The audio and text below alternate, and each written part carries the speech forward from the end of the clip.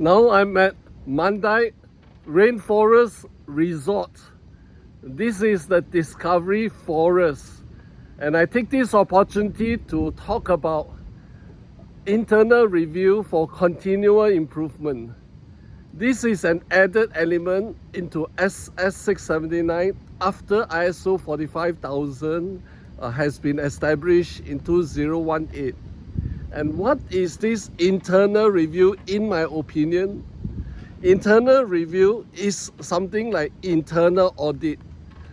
And in the requirement for construction work sites, if you are less than 30 million in values of your contract, you can carry out an internal review instead of an external audit.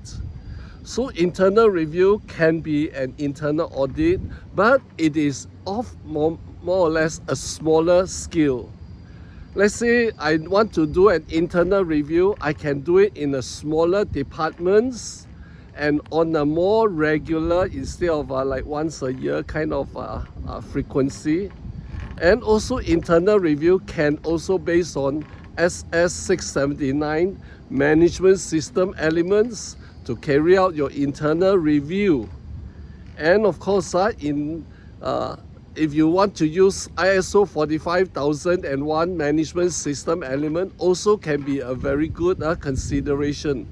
For example, what are your context of your organization, which is paragraph number 4.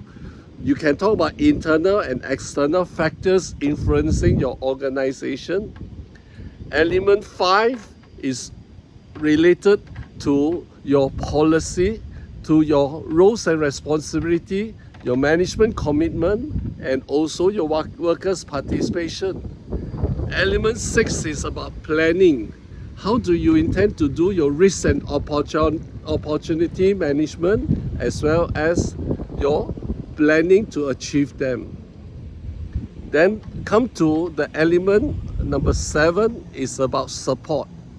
In ISO 45000, support has 5 important elements. What are the resources that you put in place? What are your competency level? And what are your communications? And then your participation. And finally, documented information, which is really relating to your documents that you have put in place. Then come to element number 8 is about operation planning, including management of change, management of contractors, suppliers, vendors, and then your emergency preparedness and response in case operation has gone haywire.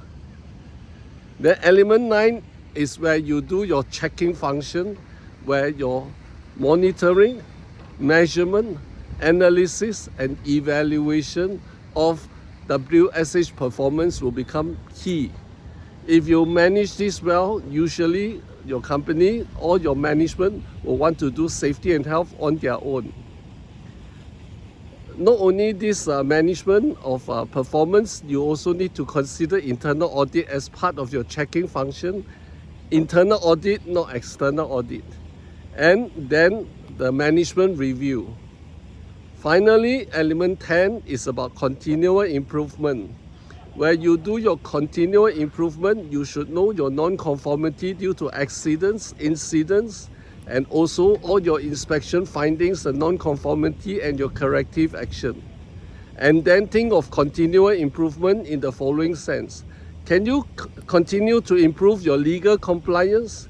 Can you continue to improve your risk management, especially in the area of continual hierarchy of control?